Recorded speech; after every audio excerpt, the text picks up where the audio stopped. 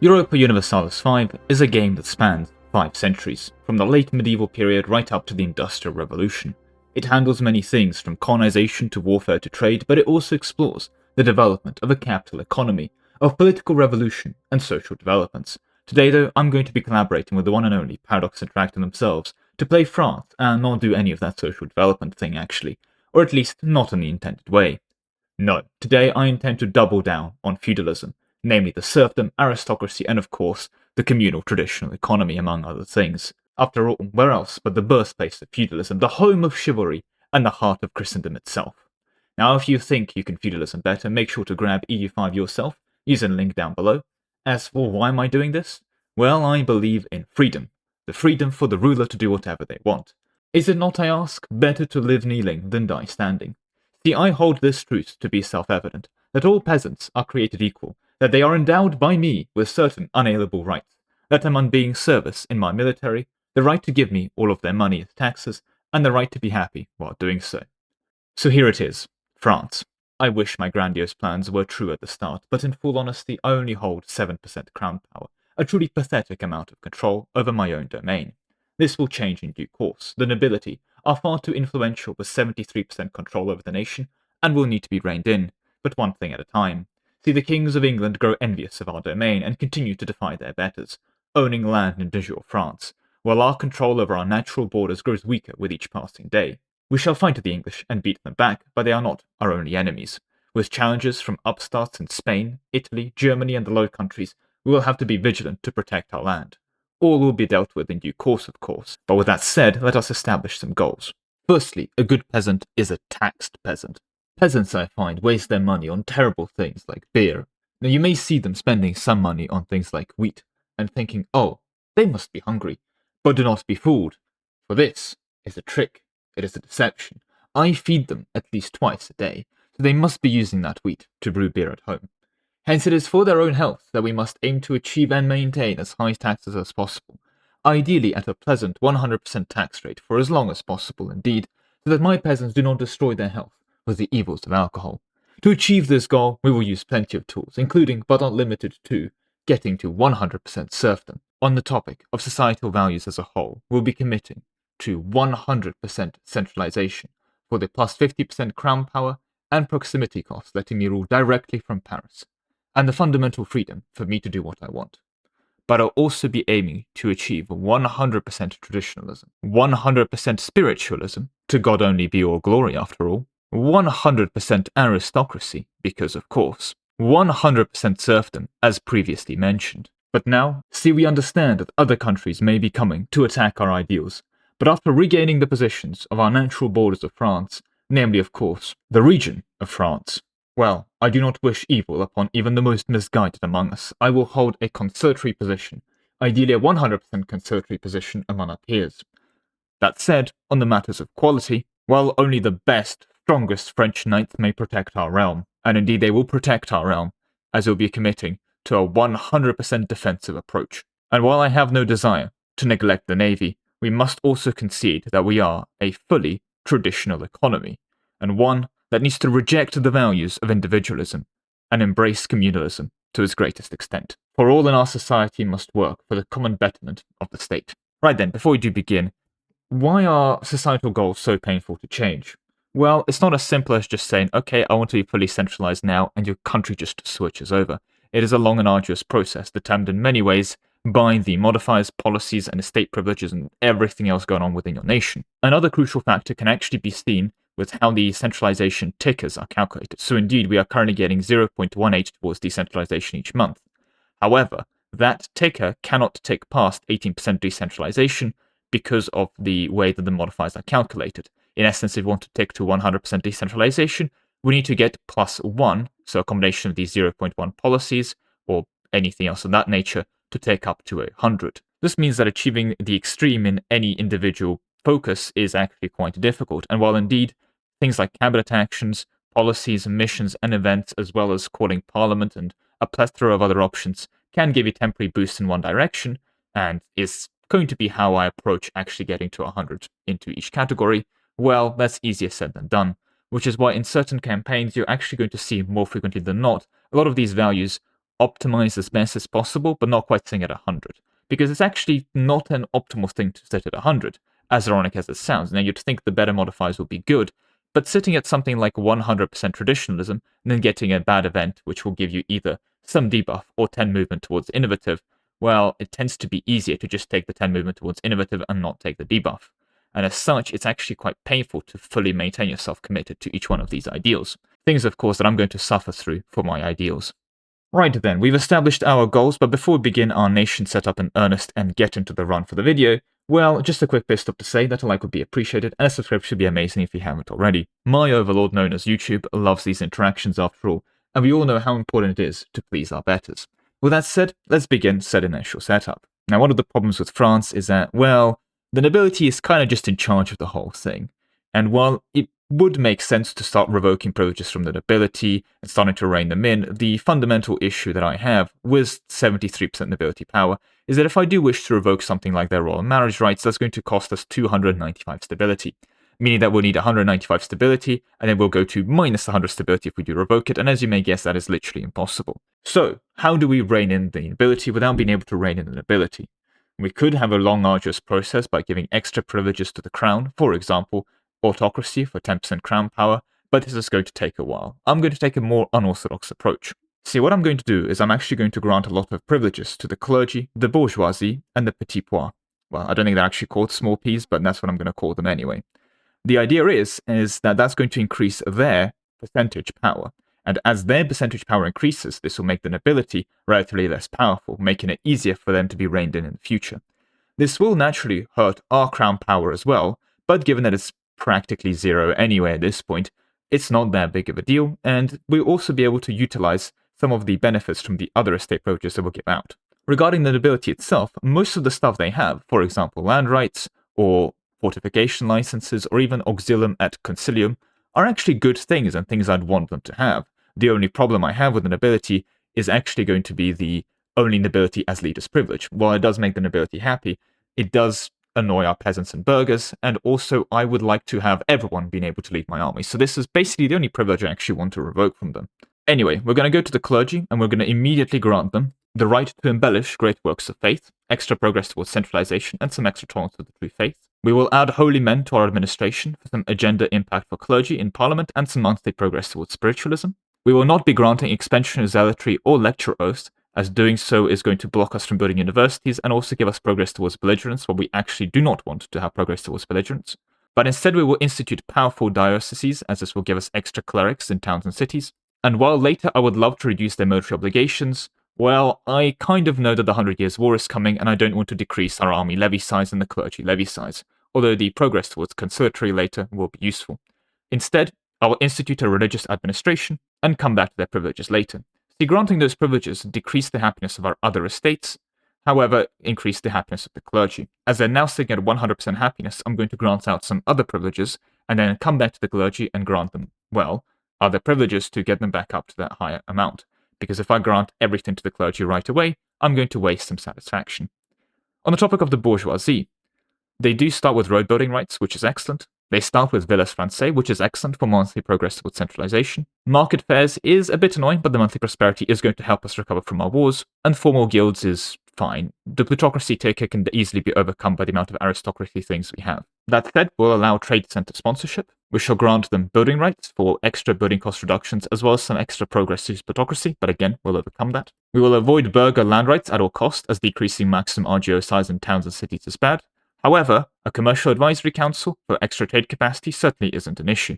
We shall grant them land of commerce for extra production efficiency, although it does come with some progress to capital economy, which is annoying. And we will stop here temporarily, as you can see the burghers are already at 100% happiness.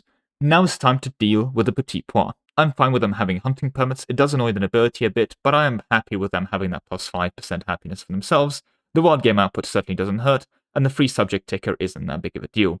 What is an issue is actually communal lands. While it does decrease the noble's power, which is something we do want, it does give us a big ticker towards decentralization, and I would like to centralize. So while this does, ironically enough, make the nobility more powerful, I'm actually going to immediately revoke communal lands. The first act of centralization we do, and indeed this does not make the petit pois happy. Instead though, I'm going to give them access to royal and ecclesiastical courts, I will institute common militias, as this will give me extra peasant levy and levy combatability, and give the peasants a demand for weapons, which is good for our domestic weapon industry. And while later, projects like commoners in administration, and even fewer levies will be something that I wish to consider, at the moment I don't want a decentralization ticker, or a decrease in my levy size, as again, we have a lot of wars coming. Free mobility for the common people is something I would like to consider later. However, finally we will grant them representation in Parliament. Now, this doesn't sound very autocratic. However, I never said I'm going to listen to anyone in Parliament, so being represented in an institution I'm ignoring doesn't really change much of anything. Alright, now the clergy have decreased their happiness down to 87%, we can go back to them and grant Religious Advisory Council for efficiency of our cabinet and extra progress towards spiritualism. And finally, we're going to strengthen the faith for extra progress towards communalism and some extra happiness for the clergy. The bourgeoisie will also be granted urban development grants. We will later wish to give them treasury rights. However, I'm not going to do that. As you can see, granting all of those privileges has greatly decreased our legitimacy. We're sitting at 6. And there is actually 2 privileges I'm going to wish to give to the nobility, because as you can see, they're a bit annoyed at us from all those privileges we gave out. And what I'm going to do immediately is give them nobility-controlled serfdom. Not only is this going to decrease our peasants' food consumption significantly, it's going to give us extra progress towards serfdom and make the nobility happy. Kind of perfect, really. And with that, I would love to continue to grant out more privileges, but unfortunately, we're out of legitimacy. So finally, I'm going to go ahead and give the crown a reform, and what I'm going to aim for is, of course, autocracy. Agricultural cultivation will be something that will be partaken in later, but I need that crown power now, and the monthly progress to aristocracy helps. Granting that privilege also does update our crown court. As you can see, we've gone down to 5% crown power from 7%, which again is really bad, but look, it's only a 2% decrease in crown power. What is more crucial is the nobility has fallen from 73 to 63% crown power. The clergy has gained more rights, the bourgeoisie are even more present from 2 to 6%, and even the petits pois have gained a percentage of power. The nobility are starting to retreat, even though we've literally only given them privileges. Well, 1 privilege. Next, though, it is a matter of solving this economy. We're going to start minting as much as we can without causing inflation. I'm going to tax the nobles as much as I can, which at the moment is unfortunately only 4%. We are Catholic, which means I can't tax the clergy for now. Actually, I don't want to tax the clergy ever. The bourgeoisie will be taxing at 34%, the maximum amount, but we'll be working on getting that up later as well. And the petits pois, well, we are actually taxing them at a pretty respectable 36% already, but we'll be increasing taxes to almost 40% right off the bat. We're going to keep them happy for now, but ideally we'll be, well, getting that slider as far as possible. At the moment, though, we certainly need the peasants on our side if we are to, well, defeat our enemies of state, and we have many. Next, though, our low legitimacy means we'll need to invest a lot into the cost of court and trying to get our legitimacy back up. Regarding our army, navy, and forts, we will naturally be continuing to pay for them, but as you can see, we're actually spending a lot of money on forts. That is because we are over our fortification cap. It is a soft cap, but it does increase our fort maintenance. See, France is a land of many a fort, and we'll be rebuilding them for sure, but for now, by deleting 7 out of our 17 forts, we can drastically decrease the fort maintenance. We'll still be keeping a decent chunk of fortifications because, again, 100 Years' War. That said, though, we also are over diplomatic relations. We don't have any actual starting allies. However, we have a lot of subjects within our French realm, and as such, we must increase diplomatic spending to be able to, well, maintain our control of them. That said, though, we're also going to cancel our guarantee of Scotland. I don't wish to get involved in any exterior matters. Best of luck to the Scottish out there. And we also do begin with the province of Roman Flanders not integrated. Not going to lie, that province does kind of have Flanders in the name, and in our great belligerence we shall of course cede them the province. The province of Roman Flanders, containing 153,000 people. Actually, wow, that's quite populated. It is also true, of course, that that entire area is not part of France, meaning that while I do indeed appreciate the service of Flanders towards the French state, and their assistance against the English and other enemies will be greatly appreciated, we do need to understand and come to the realization that their independence is something that we have to move forward towards. For it would be genuinely dishonorable for us to rule lands that are not our own. Now, we shall proceed to automate trade, because I don't want to deal with that, and that sounds like something the bourgeoisie should be doing for me. And I will also enable the application of admirals and the application of generals. But before we do, King Philippe VI de Valois will personally lead our 200 standing army, and then we'll automate replacing generals, as granting King Philippe the Fortunate de Valois command of our entire armed forces gives us 25% crown power. Finally, it is time to consult the matter of rivalries. We of course do start the game rival to the Kingdom of England. However, since we do wish to pursue a more conciliatory position, not taking or sitting under the max amount of rivals will give us progress towards conciliatory. Now it is time to talk about cabinet. Firstly, I'm going to appoint this guy, de Thouars, to our cabinet. and as a fine nobleman, I'm going to immediately promote him to the head of cabinet. This is going to cost me 5 legitimacy, but since my legitimacy is, well, non-existent anyway, this is going to set us down to 0. In essence, being a free promotion apart from the money we paid him. And of course, the first thing he's going to do is try and strengthen government because we need to get our legitimacy back up. Next, I'm going to appoint Gillam to the cabinet, an excellent gentleman already at the age of 27 and a distinct member of the clergy. As we will need to manage a lot of diplomatic relations for our subjects, he'll be focused on diplomatic endeavors, increasing our improved relations and our diplomatic reputation, allowing us to integrate our subjects faster and hopefully keep them in line. For our final cabinet position, I'll be promoting Jehan de Thouars, another rather young individual, however quite skilled in the active administration. He will have many tasks to come, but for now, he's going to develop Paris and make it one of the greatest cities of all time. And finally, before we do begin in earnest, it is time to consult the matters of research. We're going to begin by trying to research organized religion. Honestly, I thought we'd have figured that out by now, and then research guilds, followed by classic scholasticism. After which, of course, I'll pick up universal Christianity for some extra monthly diplomats, and of course, expanded archives for more diplomatic capacity. After all of this is done, we should be comfortably within the Renaissance so we can look at our technologies later. Finally, we do begin with a non-trivial war chest. While it might be tempting to recruit more regulars to bolster armed forces, the truth of the matter is we are already not making a lot of profit on manpower. We are getting 5 from Paris, namely the sergeantry in Paris, and that is it, which is just about enough to maintain the passive 200 soldiers we have here.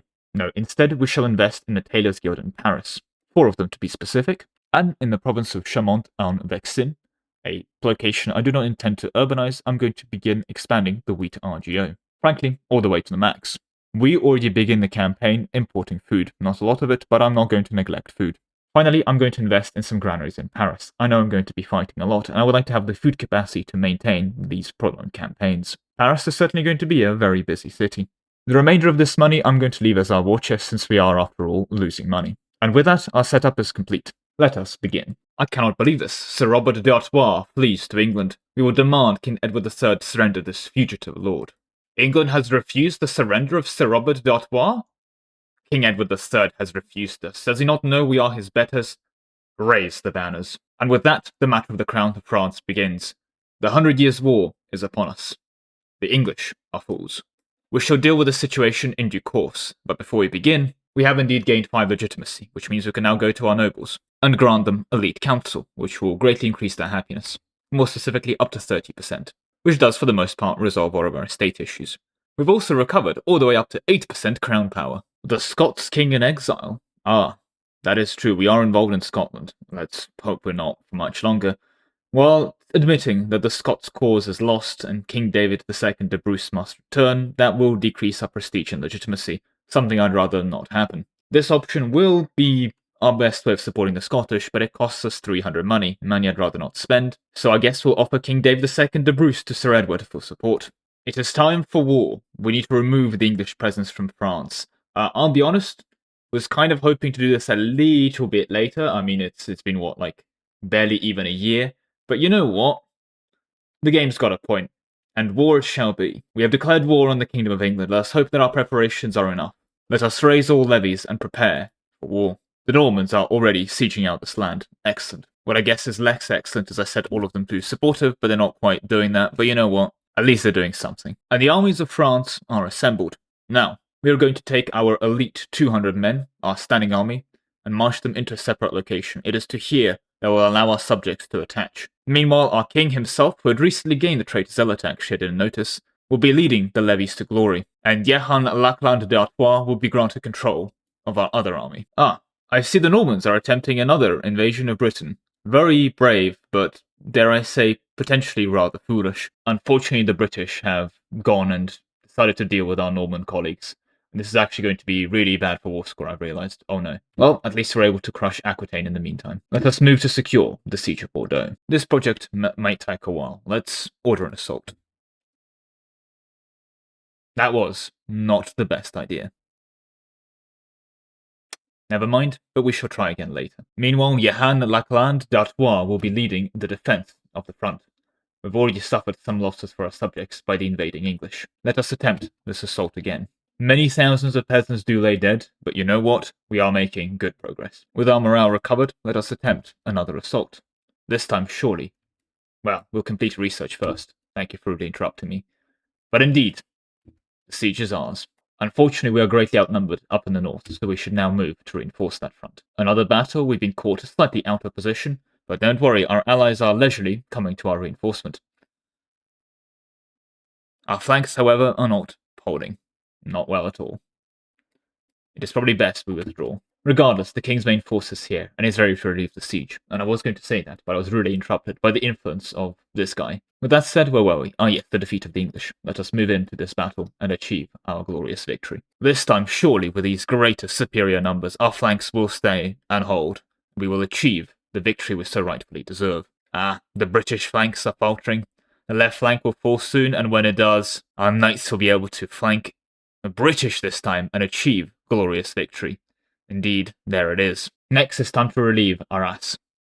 We will now merge the armies. We will let Johann d'Artois take it from here. I see Brittany has also joined the invasions of mainland England by landing and taking Norwich. What I mean to say by that is, of course, they're giving free war score to the British. God damn it. I just wish to be absolutely clear here. All of my subjects, that is, all of my subjects are unsupportive. It's just, I guess this is their interpretation of supporting me. Not wrong, but another battle, and hopefully another glorious victory. And with the collapse of the English right flank, I'm sure the rest of the army is soon to follow. Indeed, there goes the left flank, and the middle crashed as well. Unfortunately, not still trading very well despite these differences. The English army is, I must concede, excellent, but not excellent enough. And with that, let's run them down. None shall escape our wrath. This is what they get for trying to claim the throne of France. Meanwhile, Aquitaine, for the most part, has been sieged out. That said, the Princes of Blood, in the midst of looming conflict with England, members of the royal court have encouraged King Philippe VI the Fortunate to placate the various appendage princes throughout France. Placation? Well, we could certainly attempt to maintain the status quo, or maybe even lavish them with gifts. We can't afford this. Or 20 progress towards centralization. It does annoy a bunch of these people, but yes, I think it's probably best to attempt to rein them in. French vassals, please, you're unsupported. I have to put you on passive. Stop landing in Britain! It's a trap! Remarkably enough, after all of that fighting and the defeat of the English at our hands, because of our continuous desire to keep randomly landing, and I guess the Irish are helping by landing back, we're actually at 63 battles and minus 0.36 war score overall. A traitor? Yeah, we'll allow him to escape. That's okay, they can have spy network on me. That's not going to change anything. The English are landing again. Unacceptable, although unfortunately we've taken quite a lot of attrition.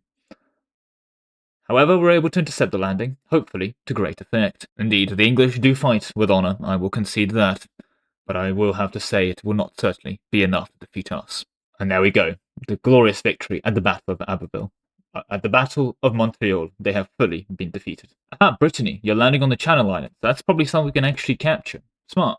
Although, Brittany, why are we landing in Wales? What are we doing with the occupation of Cardiff? Ah, the English have returned, and at this time we're unable to intercept the landing. Are they gonna... Why, please, why did you not leave? Oh, God. The casualties of these battles have been heavy indeed.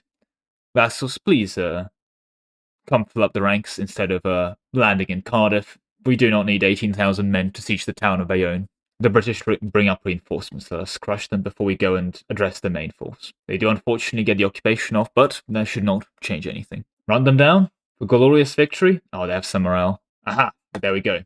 They have been defeated. Anyway, as the war rages on, we're going to hold our first Estates Generale in Paris. We have a lot of laws and things we need to change, so we're going to promote noble officers to make the nobility happy and hopefully have them support many of our issues. The first thing we're going to do is ask for a law change, specifically the distribution of power. We currently have a traditional distribution, making our estates more happy, giving us more legitimacy, but giving us progress to decentralization, which we don't wish to have, and decreasing our crown power. No, instead, we're going to favour the ruler, instead increasing our crown power, decreasing our estate satisfaction equilibrium, but at least increasing the amount of taxes we're able to levy. Now, it's time for concessions. The nobility, for some reason, require aristocratic support, something I'm more than happy to give them. -5 legitimacy does sting, but +50 support is excellent. For our next law change, I would like to address our royal court customs. Indeed, we do have some aristocratic court administration at the moment, which does make the nobility extra happy with us and give us more ticket towards aristocracy. However, proximity cost through land is going to be very important for our French Empire, and such I would like to introduce an itinerant court. That way we'll have the best ability to project our power. Even though it does give us some extra decentralization, I still believe it is certainly worth it. The nobility do wish to have some more autonomy. We will give them these temporary concessions and ask for one more law change. Namely, our administrative system does increase our food production, but at the cost of some progress to decentralization. We're going to abolish this feudal administration, instead adopting a central council, with progress to centralization and aristocracy, as well as giving us some extra efficiency of our cabinet. At this point, though, we have basically no support in Parliament, and so unless a miracle happens with certain events, I'm going to give up on attempting to win this issue. Well, I guess we do fight to the last peasant. Get 'em, boys! Ideally with reinforcements. And there we go, finally, the English armies have been resolved, although our 34,000 peasant levies have been greatly hurt in this project. We need to ensure their sacrifice does not go in vain. Well, this may involve less money than I wanted, but in truth I don't wish to fight the English any longer. I think I'm going to peace out. For Aquitaine, the Jersey Islands, and of course to kick the British off the continent here. They will also give us some money, not all of the money, and come to peace here.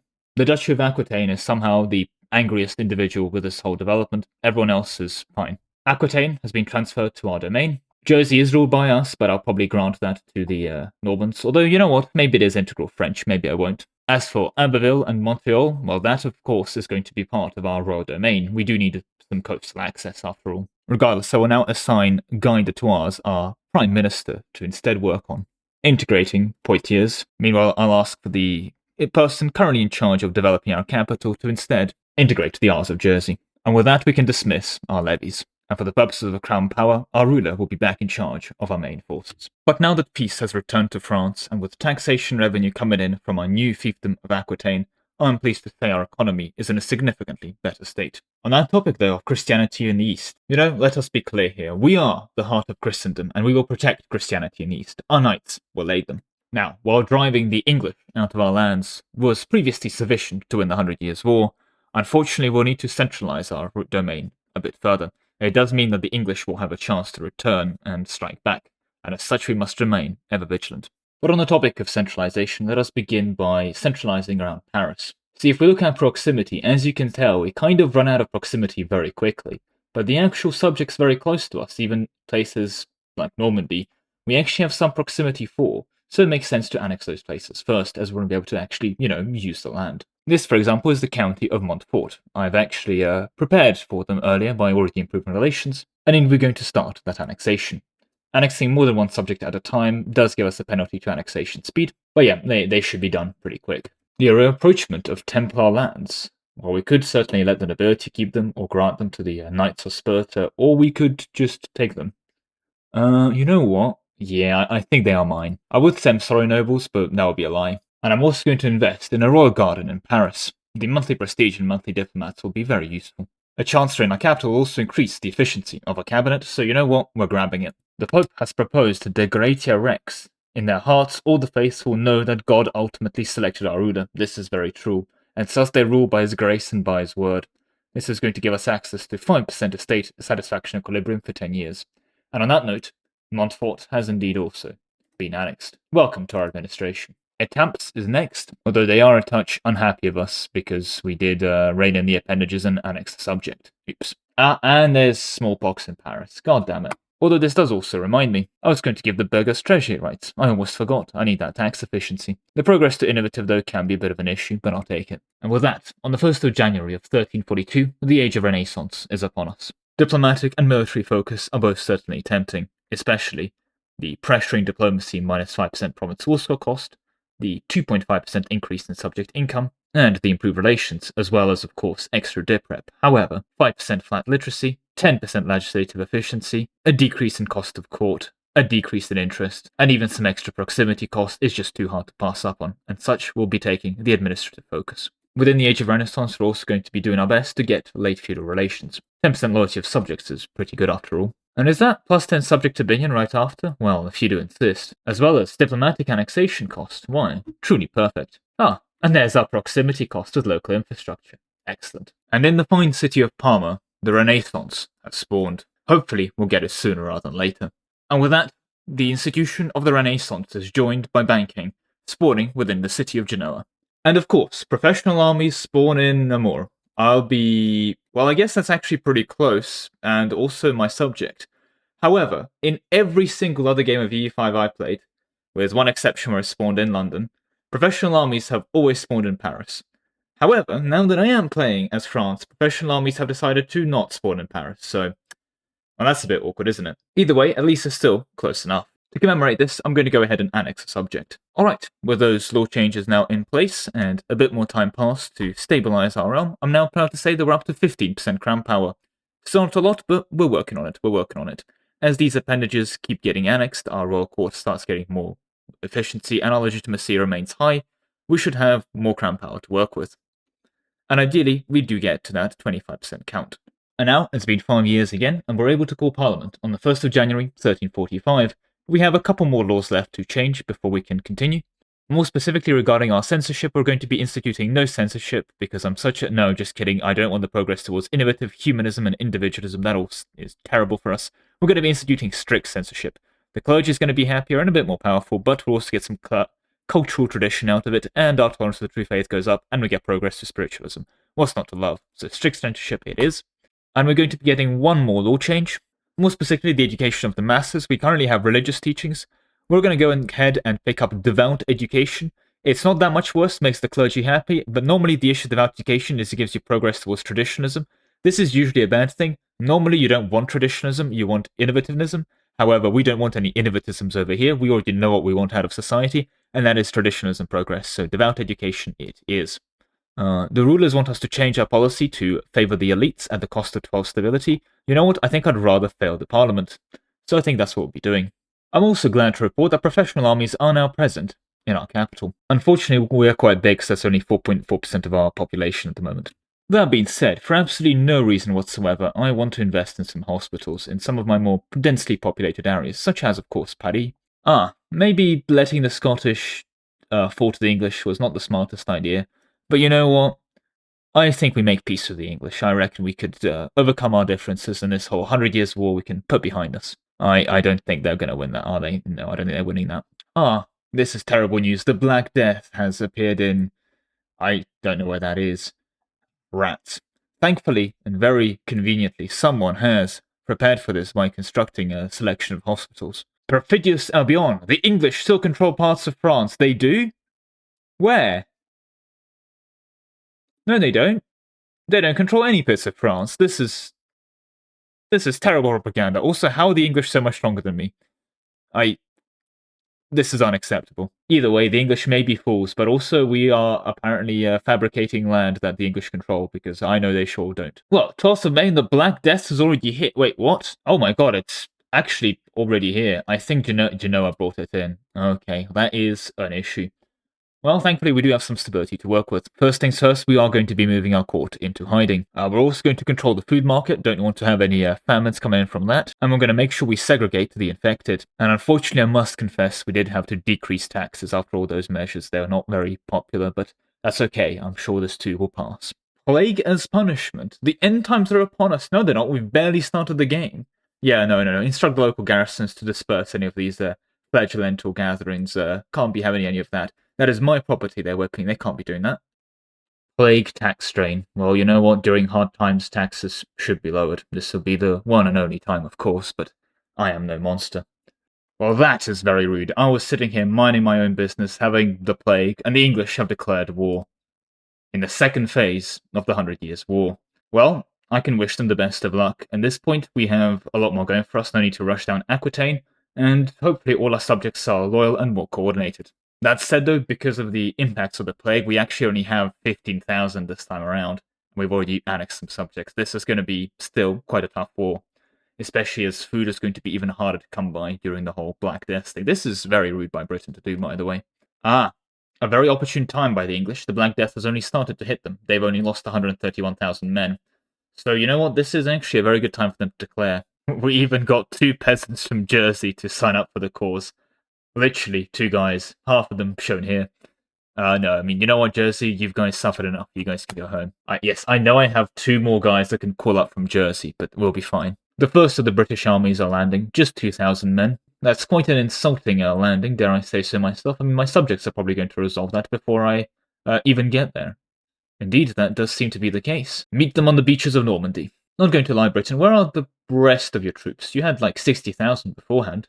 Speaking of things that are bad, plague pits. Do we want to grant them access? I mean, I guess it is 5 research speed. I'm sure it'll be fine. Look, we need to understand these causes. We'll get to traditionalism back. Anyway, let's go give them a new plague pit. A true coalition of gentlemen beating back the English opportune invaders. The good news is at least the Blank Death is starting to retreat. We're down to 2.3 million casualties from that, which is quite bad, I'll be honest. I've done a little bit of testing. Normally, the total sit anywhere between 2.5 and 2, and we've done some very, very aggressive ways of fighting it, so I think we did get a bit unlucky there as well. And by a bit unlucky, we mean like an extra 500,000, so that does unfortunately hurt us quite a bit. But at this point, I think it's time to sponsor mass forgiveness, get a bit more stability back. Or maybe in a bit, let it fully retreat from our land. England is now starting to get hit. They've got to their first million now. Well, that's certainly been very devastating, especially given, again, how harsh we've been for it, but I think it's mostly over now, so I'm going to go ahead and sponsor mass forgiveness. Why are we back in Wales? We're just giving them war score. You're unsupportive. Support the war effort by not going to Wales. Oh, speaking of war effort, the English are back. Well, hopefully we can still actually beat them. Oh god, they're sending a lot, actually. Oh dear. Well, let's deal with them one at a time. Right, that's going to be a close battle, but I think we do manage to prevail here. And indeed, we just barely do. And that's it. That's that for them. Now, let us crush those that have decided to not reinforce their colleagues. We are a bit low going into this battle, but considering how much we outnumber them, we should be fine. Well, I was about to launch this battle, but I suddenly got very rudely interrupted. The rise of a Etienne Marcel, an estate... I don't want to give them this estate privilege. Well, guess we can't really stop that. Anyway, while we are mid-battle, let's go ahead and call a parliament. That being said, Britain, look, you've been beaten up. Just accept the L here. Damn, okay, they've been hit by the plague quite badly as well. We could have taken 300 money previously, and now just 194. I guess give me more reparations and release Ireland. Yeah, they're not going to do that. England? What happened to Scotland over here? That's some expansion you've been doing. Anyway, peace deals, yes. I guess just give me whatever money you want and war reps, and we'll call it here. Right. See? That can be nice. But more importantly, I can go ahead and send my levies home because they need to be working those farms, especially when so many had, unfortunately, no longer with us. Incredible how much easier England actually got off from this compared to us, and I promise you England did not do it as bad as we did. Well, it is what it is at the end of the day, and you can even see the impact from our diplomatic incomes. We are getting war reparations from England, which is +3, but we were previously making something like 70, and now we're making 46. So, yeah, that hurts. Fascinating. These two constructions both moved the province capital, as they're now located in, well, More over here and Senli. Perfect. And with that, another pretty major nation is about to get integrated. There we go. Blois. It's part of our domain now. Right, moving on. I believe it's time for these gentlemen to go. They're also an appendage, and this is very helpful, because if we take a look at our estates, we are reducing our crown power by 1% for each appendage, so annexing them is great. And this one specifically is hopefully not going to be around for long. Sad, only nobility as leaders now only costs 135 stability to revoke. We have, after all, within our value system, moved significantly towards communalism, and that revoke privilege cost isn't quite at -50%, but -36% helps a lot too. So, might be a move to go ahead and remove it. It will give us 2.5% more happiness on the bourgeoisie and the petit pois, after all, and a decrease in nobility power never hurts, especially for us. Yeah, it's going to be a bit of a pain, isn't it? Well, no pain, no gain. Let's start spending towards max stability and trying to get rid of the thing. And I guess while we wait, we can continue urbanization. Just urbanizing around our Parisian core. We do want each province to have a city, but ideally 1 or 2 cities tops. And given we are still importing food, which isn't great, maybe it's time to upgrade this wheat field a bit more as well. Time for the next parliament, and this time the nobility only want one thing, to sponsor the noble arts, which can give us a new architect, composer, or writer, that's all cool, but more importantly gives us +10 towards aristocracy, and we're currently 89. So you know what? I think they have a point. Sure, just for you, nobility. Just for you. We can also get a lot of support if we reduce our opinion on the Republic of... Maybe a bit of a controversial opinion, but I think we can survive reducing the opinion of the Republic of Weissenberg. I think our nation will be fine. I'm not sure why insulting these guys gives us 46 opinion in Parliament, but I'll take it. So you know what, I guess I will go ahead and request additional taxation. And then fine, because I do insist, I will reduce opinion. Ooh, we can also get extra movement towards land, which we are working on. Well, certainly something I want to do. I guess we'll grab Parliament-approved levies, because, I'll be honest, if the British do come, we might want to have some extra troops. And now they want aristocratic support as well. I mean, I do want all of this, so Let's check for any laws we want to change. Not something to rein in, but I was actually looking at, more specifically, Navarra here. They are allied with Portugal, which can be a bit of an issue, but they do possess one province that is within my region. So it might be time for a bit of a punitive expedition to secure it. As such, with Parliament's ascension, I'm going to fabricate a casus belli on Navarra, targeting Bayonne specifically. Of course, we wouldn't want to overstay our welcome, and with that we can go ahead and grab ourselves some aristocratic support. Anyway, we've got our increase in taxes, so we can up the taxes on, well, everyone. We're actually taxing the bourgeoisie more than we're taxing the petit pois at this point, and even the nobles are getting a pretty impressive 38% tax rate. Excellent. And the Portuguese do have 10,000 troops, while the Navarrese do have 2,000, but it should be no match for our 20,000 and subjects. So let us declare our war for our parliament-approved claims. Alright, they have had a supply shortage, let us order an assault. Hopefully we can achieve victory. Not looking too well, but I think we actually do get there. No, I think just barely. There we go. Perfect. I guess we'll let our subjects take it from here. In fairness, they will give me this land now, and even a lot of money. And war reparations. So we are, for all intents and purposes, done here, to be fair. As for the province itself, it may be Catholic, but it is Basque, so it's probably going to be unhappy until we actually can centralize it. And I guess we can give this to Aquitaine, but it's probably going to make it harder for us to annex them later, so for the clean borders, we'll do it. So, we're demanding all of their money, we're demanding war reparations, and the province in question. Excellent. No relevant antagonism. Perfect. And there we go, our parliament has been passed, and with that, we've achieved our first goal. We are now 100% towards aristocracy. Ah, did you know a rich peasant is still a peasant? Yep, and apparently saying that makes the petit pois gain loads of money that we can tax. And also 7 stability, sure.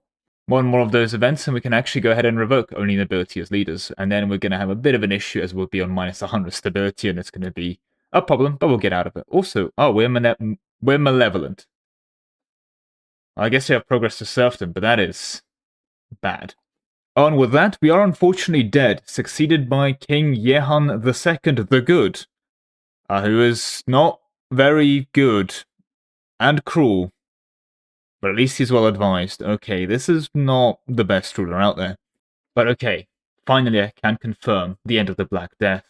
We lost 2.3 million. That's actually absolutely insane, especially considering how heavily we locked down. But sometimes you win some, sometimes you lose some. So for those wondering at home, this is about the worst you can get in this situation. I've seen 2.5, but that was when I did literally nothing. Ah, our daughter's come of age. Can we marry her to anyone? No. I see the problem. We're sorting by people that would accept a marriage offer from our daughter. Yeah, see, if you remove that will accept, there's a lot of people that are unmarried. However, yeah. I mean, she's not that bad. I promise. She might be a little bit shrewd, but you know, who isn't? Huh? We could get +5 societal value to our spiritual if we promote her to church. Maybe that's a shout. And with that, I'm very pleased to say we finally began on the path of centralization. We have some centralization ticker. Excellent. It is time for war. We need to remove the English. Again, I would like to just very quickly clarify what presence are we removing, and also how are both of us below 50% strength. This paradox. Paradox. What I. 1 second. I'm gonna go make a bug report. The clergy mobilized the population. Thank you, clergy. And with that, we're going to keep max spending on stab. However, I'm very sorry, nobility, but your exclusive right to only have yourself as leaders, well, I'm afraid to say it's revoked. Minus 40 state satisfaction. They are not happy about it. And we have very low stability now. As you can see, minus 91 stability does decrease our state satisfaction equilibrium by 27. Ouch. But that's okay, we'll fix it sooner rather than later, and that stabbed the case pretty good. Speaking of problems, we have the Western Schism, a bit of Defiance in Rome, and I'm going to be honest, I'm going to be supporting the Paris papacy, mainly because, well, that's the me papacy, so yeah. It's certainly not good, however, there is a bit of a side effect. Now that this has gone into effect, well, is that 45% base cost tithes we're getting in from the Catholic Church? Why, yes. Yes, it is. Excellent. I don't know why, but during this incident, if you do manage to maintain control over the Catholic Church, you also control its tithe income, which is very, very good. To be clear, this isn't the full tithe income. This should be around 70 ducats, if not higher at this point. You just get half the money of tithes coming back in. So yeah, no need to text the church. The Pope's doing that for us, and then we'll tax the Pope. A holy person has arrived. Well, apparently welcoming gives us another massive +10 swing towards spiritualism. So yeah, absolutely. Welcome in. And this is why I wanted to play France for the taxes, because we of course have the fourage tax, Heath taxes. This was a big thing. There's a bunch of historical lore for you to pick up, but in essence, we can go ahead and levy it for the crown. This is going to unlock the fourage tax law, giving us two options. We can either levy the tax, giving us -5 peasant estates equilibrium, but giving us +10 max tax to the peasants and a massive -5 expected cost of court, or rescind its payments, which does decrease our cabinet efficiency and expected cost of court, but also give us free peasant estate satisfaction equilibrium. I'm going to be honest, we're going to be levying the thing for +10 max tax for peasants, which is excellent, and the expected cost of court of -5 is huge. The peasant estate satisfaction equilibrium, though, is an issue and will need to be overcome. Also, just implementing it, big money, which we can invest in irrigation and other useful things. And this guy becoming greedy isn't great, but you know what, he's not the best guy around anyway. I know he's the good, but he's not actually that good. With that, I believe it is time to embrace professional armies, our first institution. I'm hoping banking and Renaissance and so on get to move on, although checking Paris, I'll be honest, I mean, we're getting some progress, but it's not great. But indeed, we've opened up an entire new branch of research, and armories for monthly manpower. Yes, please. Manpower, after all, is what our armies are made out of. Aha! We've now researched armories. Excellent. Let's go ahead and build those. We can actually have some more manpower, and hence can start working on an actual standing army. Oh, they're quite expensive. I queued up 10 in Paris, and I'm out of money. Alright, we've managed to queue 26 in total. 2 have already been built, and 24 more are on the way. That should be enough for the foreseeable. At least, well, again, until I have a bit more money and a bit more urbanization going. So I've got a fun historical event here called Consolidating Normandy. See, I am 4 years away from being finished annexing Normandy. I've been spending a lot of effort, like a lot of my focus on annexing Normandy, and it was about to be done, but I could also just annex them for free. Yeah, I'm going to do that, but now I feel like an idiot spending all that time doing that. Oops. Well, hopefully you don't repeat that mistake. Which, of course, also concludes the 100 Years' War. I do gain 20 stability. It would have been great if I had a lot more stability, but hey, I'll take it. And 5 legitimacy does nothing, but you know what? There we go. We won the 100 Years' War. So, like, do we have to stay rivaled, England, or can we just become best buds? Also, on the topic of friendship, I'm very proud to say that we've now managed to get our maximum tax rate for the peasants to 95%. Unfortunately, where it currently is at 33% is kind of their loyalty limit. So if we keep going any further, yeah, it's a bit of an issue, isn't it? Sweden, regarding this colonization, can I have a word? And I mean, I get it. Occupying Denmark is a fun activity, but Scotland, why is Bob Ross here? And oh my God, Castile, what have you done to Portugal? Aren't you guys meant to be buds? I don't think they're buds. Do you even have friends, Portugal? Oh, they did have a friend in Navarre. Is that what's left of Navarre? I did one war against Navarre, and that was it. Also, I know you guys are claimed to be a kingdom, but you are literally in charge of a random village with 16,000 people in it. I mean, I guess they had a bountiful harvest, but still. The Catholic Church is reunited, as we have indeed now won the incident. Turns out our diplomatic approach and asking everyone politely to go along with us worked. So, yep, glorious victory to us. On his deathbed, King Jehan II, the Good de Valois, requested that the fourage tax be repealed in fear of internal damnation. Well, you should have thought about that before you instituted them. While the king's wishes would cause him to be remembered amongst the petit pois, it also would remain a rather difficult task to carry out. Oh yeah, of course, it's so difficult to cancel taxes, you know? Such a difficult thing to just stop collecting taxes, right? Ever since its initial implementation, the fourage tax levy has served as an effective means to fill the royal treasury. Indeed, and while at the same time becoming increasingly ingrained in French financial affairs. You know, those taxes are just so critical. Yeah, we'd lose so many jobs if we repeal them. Cannot be effectively carried out. Such a shame. Wait, we can also just straight up abolish it for only 10 temporary happiness. No.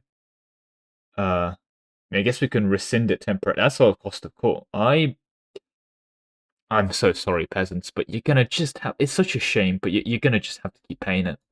Right, with that, I believe it's time to go ahead and embrace both Renaissance and banking. It's going to cost us quite a bit of stab in the process, but to be honest, I think we just rip the band-aid off and get ready to recover. That's the issue going traditionalism. Embracing institution gets very expensive. Alright, and with that, we've got another possible government reform by figuring out Renaissance sort in 1402. Nice. By the way, for those wondering, Anjou is almost completed with their annexation. So now with an extra government reform slot gained, well, ideally you're able to get rid of this ancient French taxation, because wow, this is terrible. Anyway, we do have a couple options. Agricultural cultivation does immediately pop out to mind. Monthly progressive serfdom and 20% food production is nice. If we had extra decentralization progress, Privy Council would also be pretty neat for that tax efficiency, and royal decree for crown power and centralization gain certainly not bad. But to be honest, I think I'm going to go for good old agricultural cultivation. Food production is nice, serfdom is nice, everything here is great.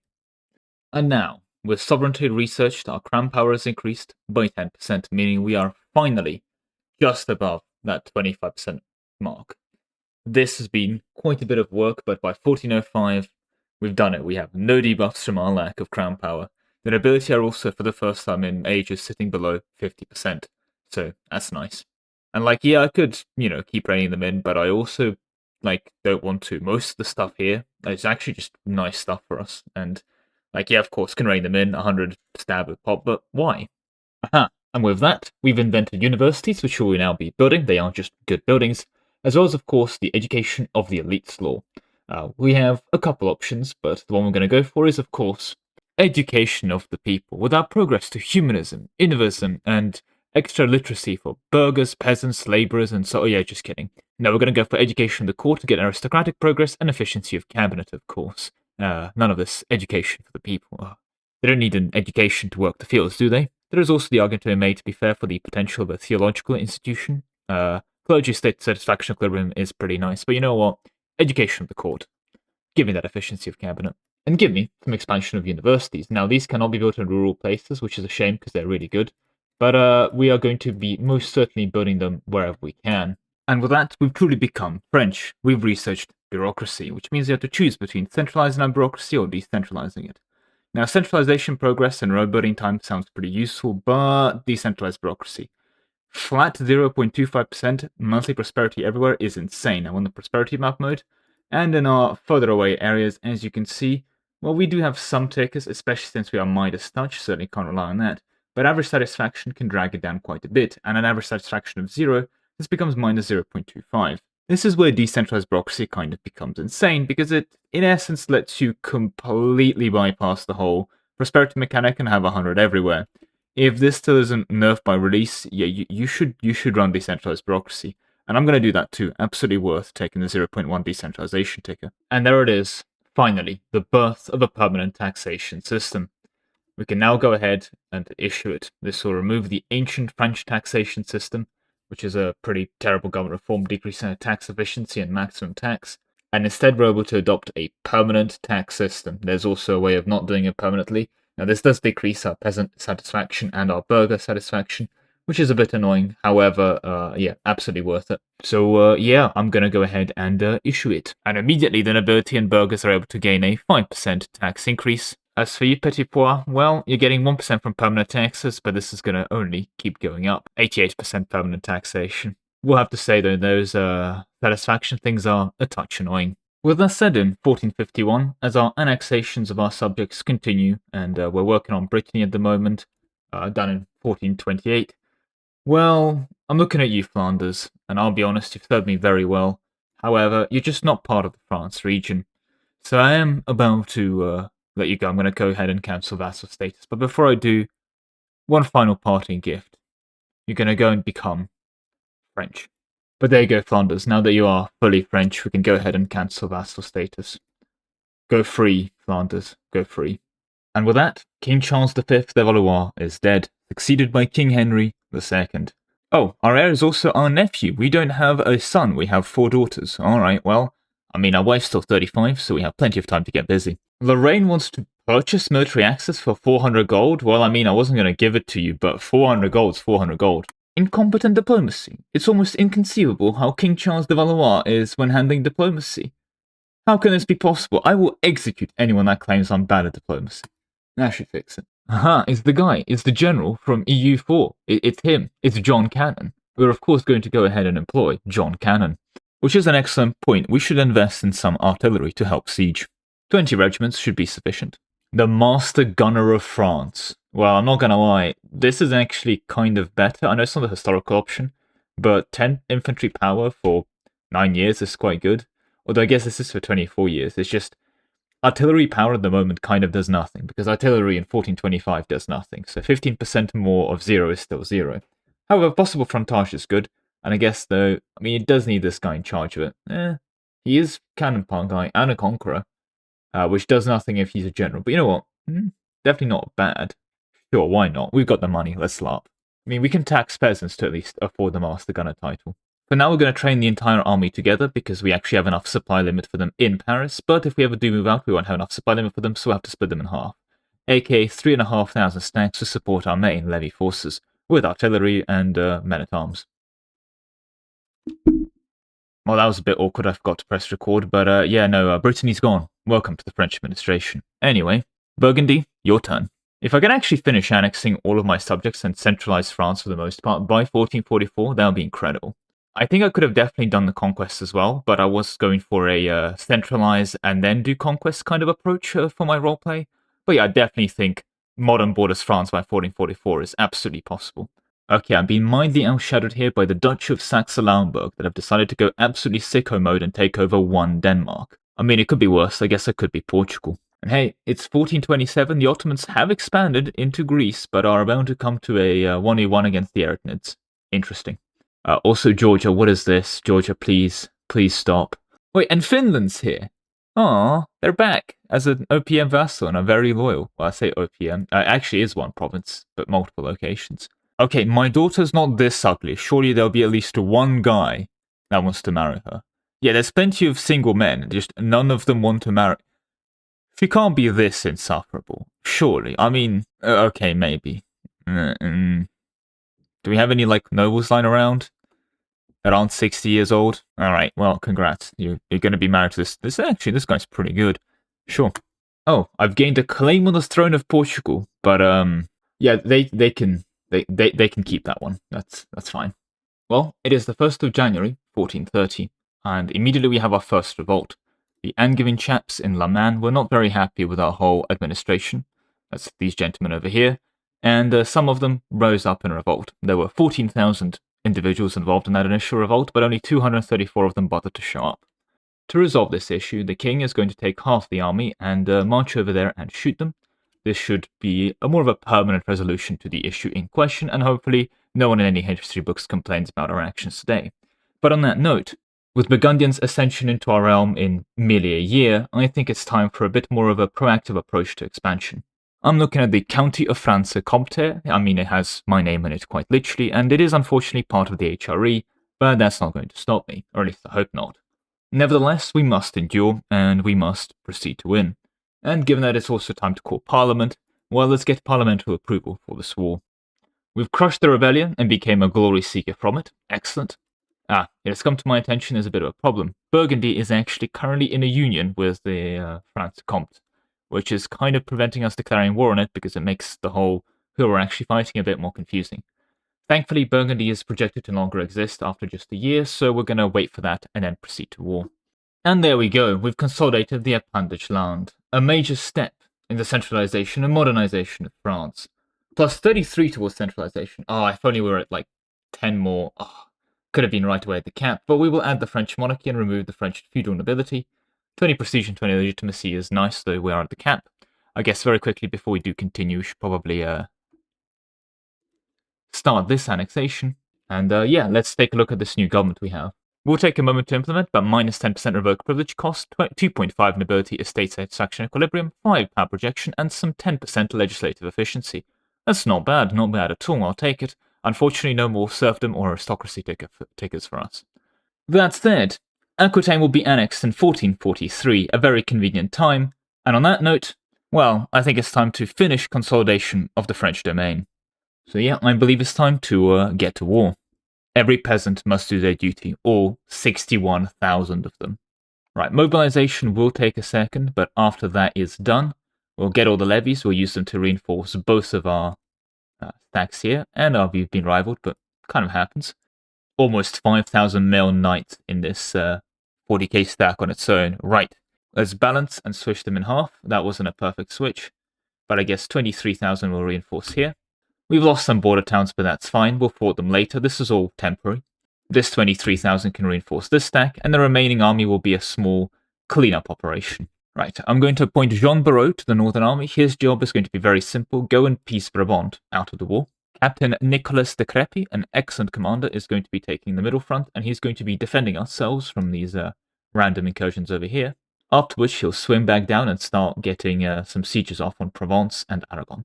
I was wondering what to do with this 14,000 army of levies, our leftovers, dare I say. I'm going to appoint an incredible general. Oh my god, 90... This is insane.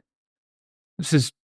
How do we just have this guy? Our ruler's distant cousin. Well, he's not going to be distant much further. Get here, get on the front line, crush these random landings over here, and then, well, genuinely our best general. Brabant retreats. Frankly, a good decision. That wasn't a good fight for them to take, but we'll now press our advantage. Right, this time let's relieve Avignon. Okay, and there goes Lille, so hopefully now. Flanders, do you want to peace out for everything? Yes, you do. I guess you don't really want to, but I'll take it. Well, I will admit, an attempt at the assault on Arles was a terrible idea. We've lost like 10,000 men and killed only 100 of them. Yeah, assaulting is still bad. Right, Lorraine, there we go, Lorraine, you want to leave. Right, give me all of your money, or actually instead, I mean, do they even have many friends? Pope, Brabant, oh god, okay, yeah, you know what, yes you do. I'll just beat up all of you again. Right, money and leave. Should have probably recovered morale before going into that fight. That's maybe not the best idea. Do we still win that? No, we don't. We've got flanking. Let's get out, get out. This time we should win, right? Outnumber them 2-1 and everything. There we go. That's a bit better. Right. That's just so many people. And what's worse is that if I declared war on Provence, I'd have Naples and even more people coming in. God, look at them re-raising their armies. It's not going to help. Hopefully if I stab the Provence army again, they'll take the hint. But honestly, they probably wouldn't, would they? They are -3, so okay, maybe if we just grab the old occupation, then we can white piece them out. There we go, Provence. I guess I'll take war reps and call it a day. Come back for you later. Right, well this is a bit too painful. I'm just going to call it here. In essence, demanding their full annexation, which they're about to accept. I was going to seize that in Avignon, but actually, can I do this? No. Why is that? Do I need a fort? Has nothing more to lose. Well, that's never stopped you before. We'll let you keep your capital, so that you have more things to lose. And then, as part of that, look, this fort is annoying. I want it gone. I want Narbonnaise. And, yeah, I mean, on improvement to borders, can we maybe take something like this? Antagonism is, oh boy, that's pretty bad, actually. Wow, people are not happy with us taking, frankly, not even that much land. I reckon we just call it here, to be honest.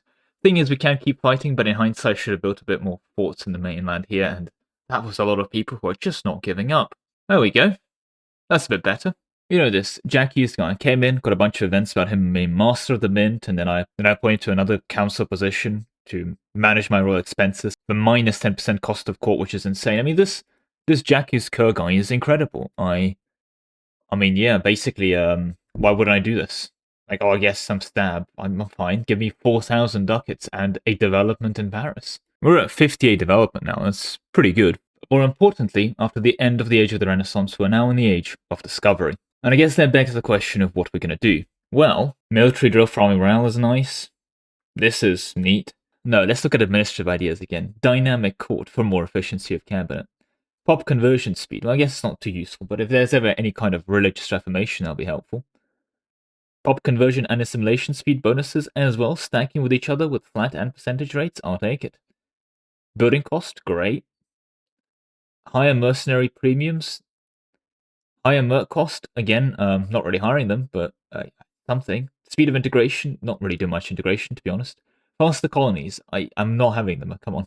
But I guess you can get some efficient mining and urban building costs and some efficiency of cabinet. Yeah, not that amazing focuses this age, I will concede. But I guess we'll just go with administrative yet again. We're a very administrative domain after all. Speaking of that, we are economic hegemon, and I was about to say that we got interrupted on the donation of Constantine. We can condemn the Papal State, or not condemn the Papal State.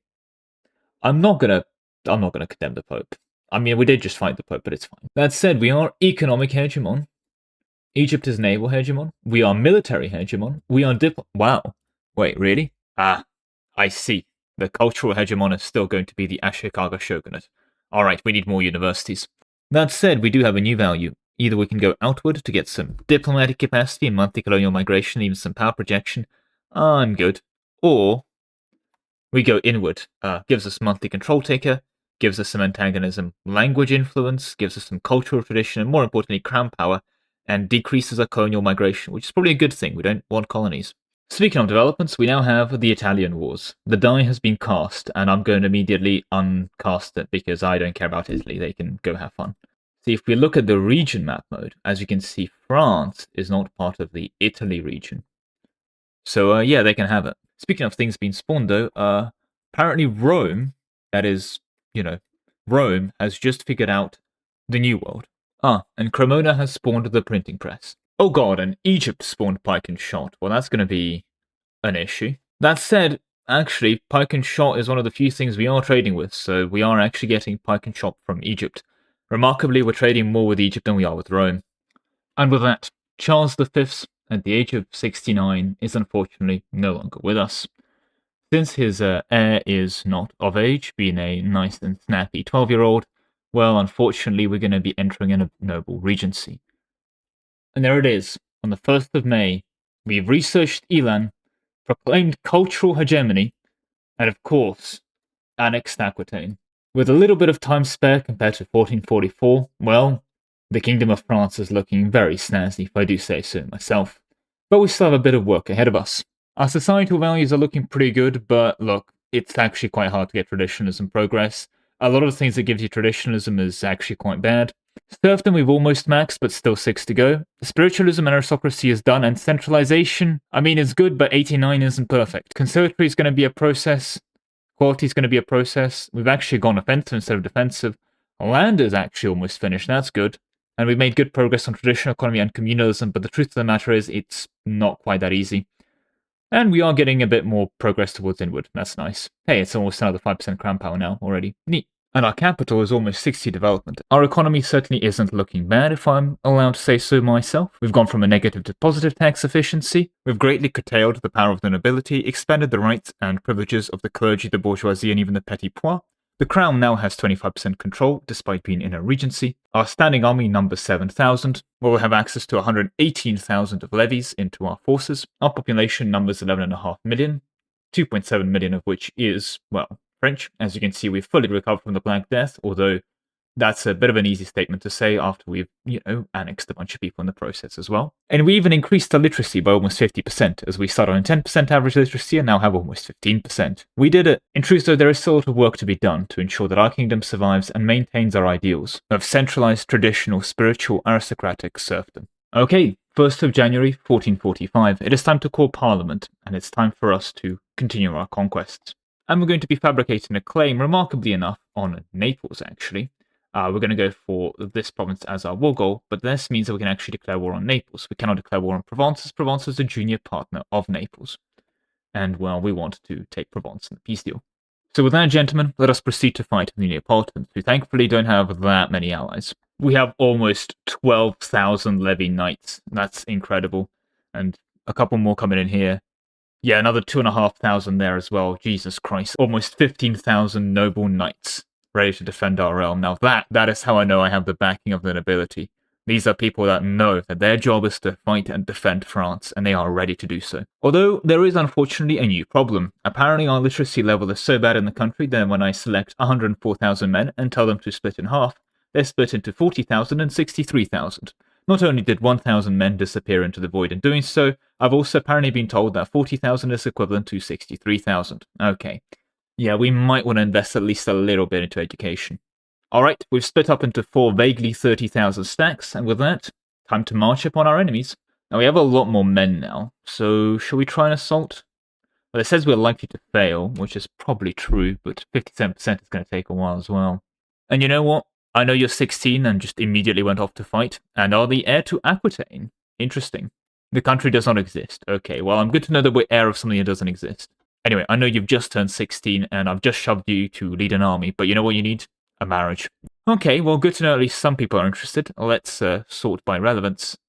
The Crown of Castile, 28, and is our distant cousin. But to be honest, distant cousin is kind of most people in Europe, unfortunately. I think Castile and Hungary are our most prestigious marriages and alliances. Maybe we start working with the Castilians. They seem to have gone for a union with Portugal instead of Aragon. Okay, never mind. Look at this incredible, incredible woman. A 183.91. Well, I don't know if there's genetics in this game, but I certainly hope there is. Never mind. This Hungarian princess, absolutely perfect. I mean, she's Saxon, which is impressive for a Hungarian woman, but you know what? We're going to stop asking questions. And she also immediately teleported into Paris, which is an impressive feat. Wait, was she just in Paris the whole time? Huh. I'm not going to ask any further questions. Look, Hungarian princess sitting in Paris is convenient, okay? It just happens sometimes, and we don't ask questions. Don't look a gift horse in the mouth. The Neapolitans are landing a major force, 22,000 in Brittany. Well, commend their initiative. Good to see the AI is actually doing naval landings, but also we are very conveniently just there. Let's crush this scout force from before, and then we can turn around and deliver a glorious victory. Although I say that, we are at almost no morale. Let us recover our men. They marched long, one could say, throughout the whole of France. Alright, that's enough. Crush them, unsiege Rouen. Exactly, don't even fight back. And we are a master of arms. Of course we are. What I think is incredible is the fact that our king is actually a pretty good king. A 72, 54, 58 for fighting. Has a general trait. And he's still considered worse than 4, 5, 6, 7, 8, 9, 10, like 11, 12... Like 15 odd people are just better generals than he is. For those wondering why I'm so keen to get all my rulers general traits, if you have an admiral trait on your ruler, you gain 0.1 progress towards naval, and a general trait, as you can see here, ruler has a general trait, gives you 0.1 progress towards land, which is nice if you want progress towards land or navy. Aquila has the... Oh, of course, mutual offense. And they joined our...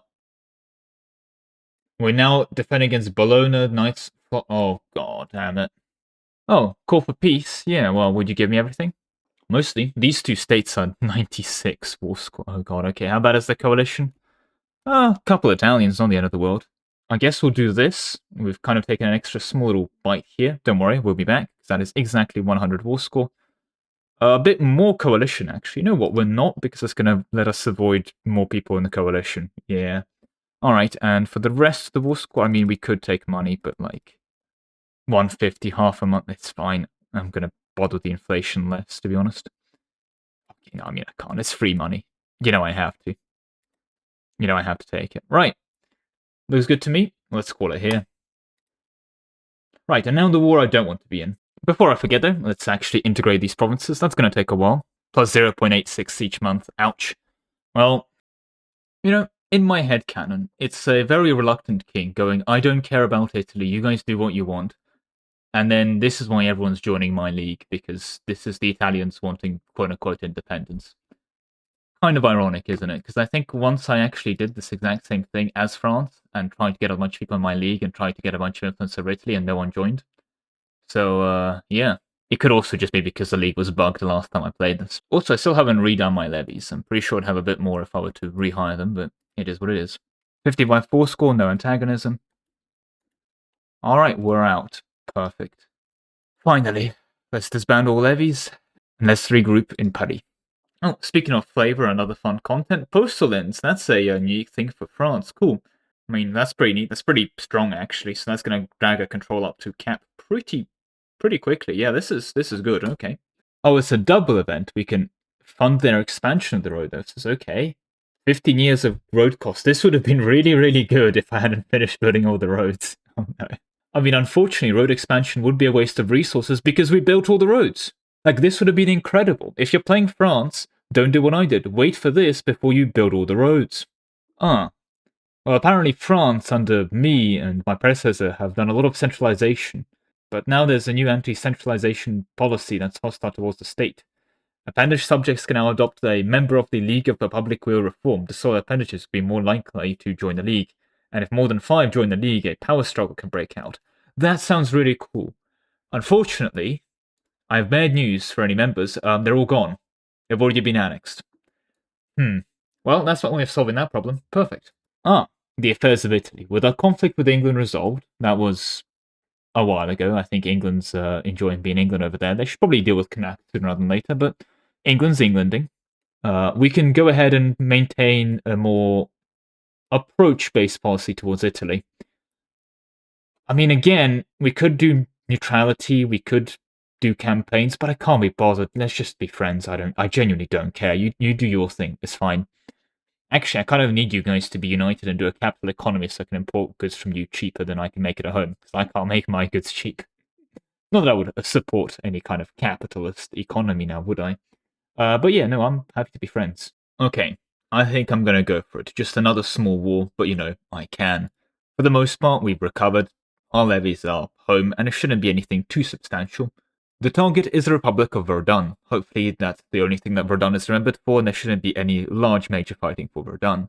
The thing with it is not in a coalition against us, and it has relatively only 3 allies, which is pretty good for the alliance swarms that people tend to have. Nevertheless, an attack on the Republic of Verdun does still bring in Austria, and Provence, and a couple small dudes we don't really care about because they are not in France. But we'll be able to get another chunk out of Provence with this, and hopefully should be able to just clean up the borders a little bit more. So let's obtain approval from Parliament, and it's go time.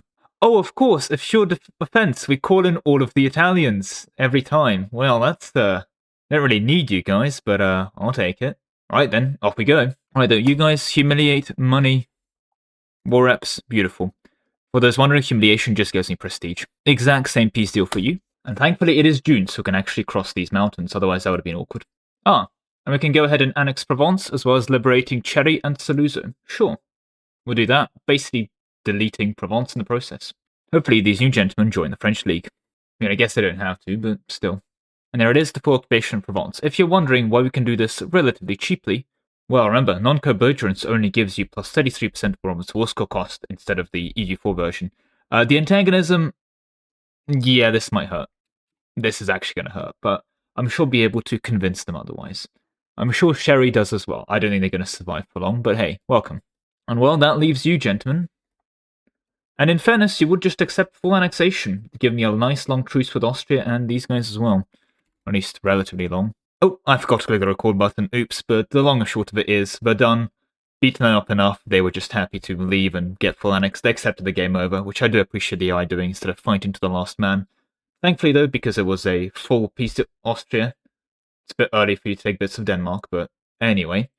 Yeah, so got a nice long truce with the Austrians as well now. So hopefully that should help mitigate some of these coalition issues. I can hope so anyway. Oh yeah, France is looking a lot better now. Oh god, Bohemia's taken military hegemon. That's not good. I mean, they don't seem to have done much. I think Austria's the one that went sicko mode this campaign. They just annexed some subjects. Apart from annexing bits of Austria, I guess, but okay. Yeah, that's actually incredible. The fact that Bohemia, with this size, AI Bohemia already has more than my standing army. Now, maybe that's because I've already underinvested into my standing army. I should be having 32,000 according to the AI, but maybe it's time for an expansion. Okay, we have a little bit of a coalition forming, but what France doesn't, I'm sure it'll be fine. Alright, there we go, that's a bit better. Now we have 18,000 men under our command. Guess we could use a few more. So each one of these takes up 30 supply limits, so they can still actually march around. Most places are around in the 35 to 40 zone, so even when reinforced levies, they should still be good. But yeah, alright, looking good. And I guess on that note, we can go ahead and drill all of them. With very convenient timing, I was about to run out of actual texts I want to research, having done most things, avoiding things like later ships that will be innovated, and I don't really care about spinal construction speed, and I don't really care about early characters, etc., etc. Anyway, the last thing I was even considering caring about is picking up the religious war CV. I don't really care about navy repair costs, for example. I guess navy initiative would later be useful, but you get the point.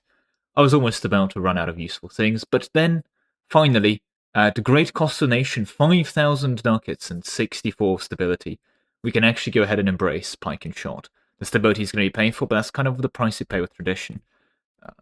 For those that are at home, yeah, this is why Innovateness is just better. It's really painful to maintain high tradition. As you can see, we're actually taking away with it right now, and I'm kind of focused on tradition. And minus 50 institution embracement cost is huge because it affects the stab cost as well. Anyway, yeah, I'm going to go ahead and grab it now. So there we go, we have embraced pike and shot. This should take our research speed up to 2, which will be great, because that will be an extra 5%. So literally 2. And oh, is that 0.025 flat morale? Yeah, that's going to help. I'm also going to beeline pike tactics just to pick it up, and because a lot of our armies are... I mean, there's a lot of good military bonuses here, but more specifically, I'm going to go pick up halberdiers as the upgrade to our men-at-arms. I'm going to go pick up falconets as well. Training fields are going to be absolutely amazing, but yeah, I mean, manpower could be better. Could be worse as well. Sorry, what is this incredibly amazing counselor? A 16-year-old 174 100. What absolute prodigy is this? Oh, Aruda's nephew, of course. Okay. I feel like someone's lying to me, because I feel like someone at my court is telling me that my 16-year-old nephew is the greatest counselor that's ever lived. You know what? Look, as long as the work gets done, right? Alright, we've invented the halberdier, a pretty major upgrade for our troops, so let's go ahead and upgrade them. There should be a nice jump in our army strength. Can confirm, that was a pretty nice jump in army strength. Here is, however, the problem. This is now costing us a pretty insane 161 manpower each, meaning our 489 soldiers a month are just not cutting it. Thankfully, we've recently invented training fields, giving us plus 10% to monthly manpower from each location, and these are rural buildings. We have a lot of rural slots. And you can build multiple per. That's actually really good. Okay, that's 8,000 gold worth of training fields. Hopefully that helps with the manpower problem.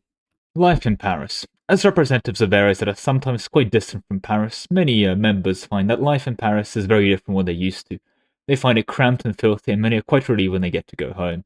I love this unique event. I'm not sure if it's a unique event, but I've only seen it on France. But basically, Paris is such a bad place to be, people genuinely want to leave as soon as possible. Like, this is noble set up for their only job and going, you know what? I don't want to be in Paris. And I just love this event, conceptually.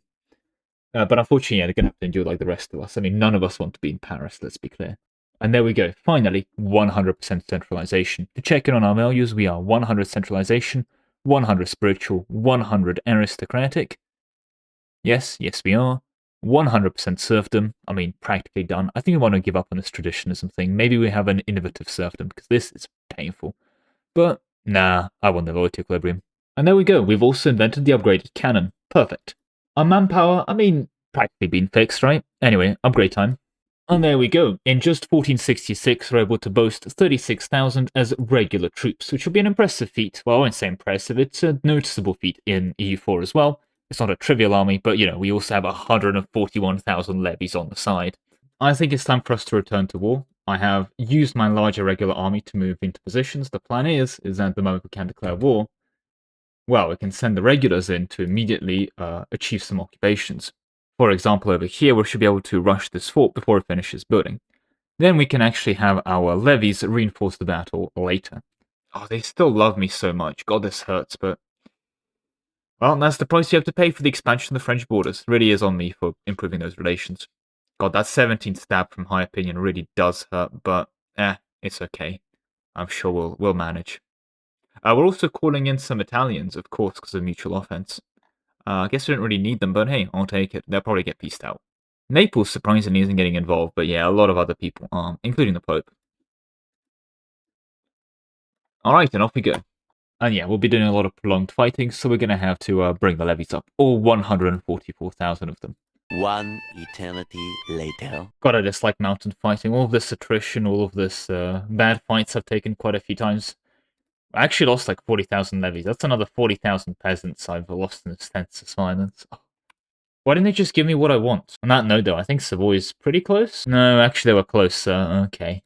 Having said that, we've still done 2-to-1 casualties, and we've devastated another like 100,000 people. These are relatively small wars. It's not like a all of Europe war. I mean, granted, okay, Bohemia gets involved in that, tends to not be too pretty, but still. Right, let's go get your capital now, Mr. Aragon. And aw, you're retreating through that. That's adorable. You're kidding me. That was on like a 60% Bohemia, you... I will genuinely... The temptation to go over there and devastate this land to make sure no peasant remains. I mean, come on, Bohemia. Really, what do you achieve by relieving that siege? There's 160,000 Catholics in Prague. We can make that 0. And I don't mean religious conversion. Right, this is costing too many peasants. Just assault and get this done with. Alright, let's get this going. There we go. Only lost, what, another 5,000 people in that assault? Can confirm that mountains are very defensible. A lot of attrition, a lot of casualty, just the pain to fight in them. Thankfully, nations like Aragon tend to be a lot more considerate. Alright, this should be it. This should be 100% full. Okay, you will now accept. Even want your money. Look, I'm not even taking, like, everything. Killed so many of your peasants, Savoy. They're my peasants now as well, you know, that pains me. Why did you make me do this to you? Anyway, let's adjust those borders and move on. Actually, though, how bad is the coalition? I mean, I guess it can't really get worse at this point. We've got one Germany annoyed at us. Perfect, right. Okay, and with the Siege of Valencia, I'm assuming Aragon, you're happy to give me everything I want? Really? No? Still -7? Alright. Well, at least that's within the right domain. Alright, Aragon, what about now? Oh, now you will give me all your money, and war reparations, and also your market center. Well, could have done all of this earlier without having to kill so many of you, but fine. I'll accept your generous confession. I don't really need the money, let's also be clear. I could just wait 4 months, but I wanted to send a message. And there we go. We've stolen the market, more specifically the Aix-en-Provence market. It's going to update in a bit.